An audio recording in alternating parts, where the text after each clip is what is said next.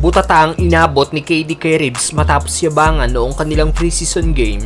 Lakers vs Suns, bakbakang KD at LeBron, sina D'Lo, Reeves, Prince, LBJ at Davis pa rin nga po ang first 5 ng Lakers. Dahil out pa rin si Bando kasama si Jalen Hood-Schifino dala ng kani-kanilang injury. Para naman sa Suns, si KD lang ang present para sa kanilang victory dahil out nga po si Booker matapos magtamo ng foot injury, samantalang hindi pa rin nakakapag-debut ng kanyang regular season si Bradley Beal. Para sa Phoenix Suns, dala naman ng back injury. Well, first quarter, AD with an N1. Agresibo kagad si Davis sa pagsisimula ng laro gaya noong laban nila sa Denver Nuggets. Back-to-back points naman para kay D'Angelo Russell.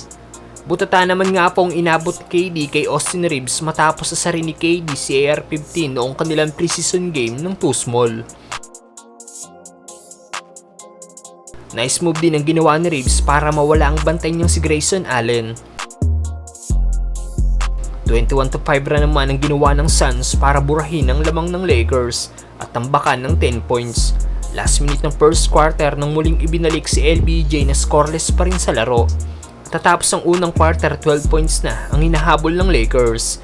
May 6 points at 3 rebounds si KD, 5 points at 2 rebounds naman kay Davis, at may tig 4 points at 2 rebounds sina D'Lo at Austin Reeves.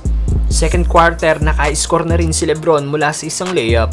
First Laker na nakahit ang double digit in points ay si D'Lo, na mas maganda ang inilalaro ngayon kaysa noong laban nila sa Nuggets.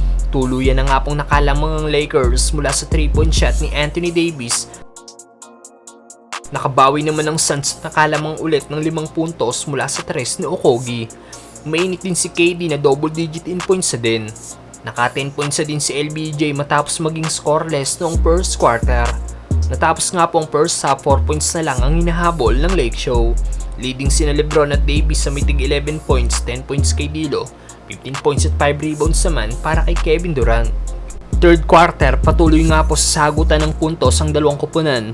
First player sa magkabilang team na nakahit ng 20-point mark ay si Kevin Durant.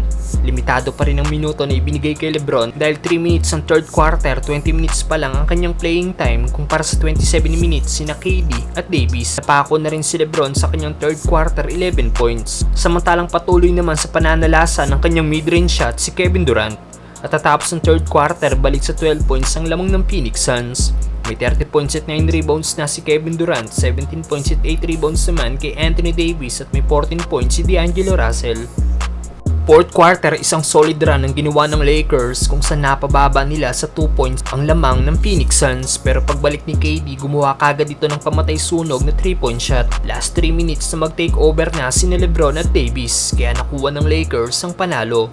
May record ng 1-1 ng Lakers ngayon.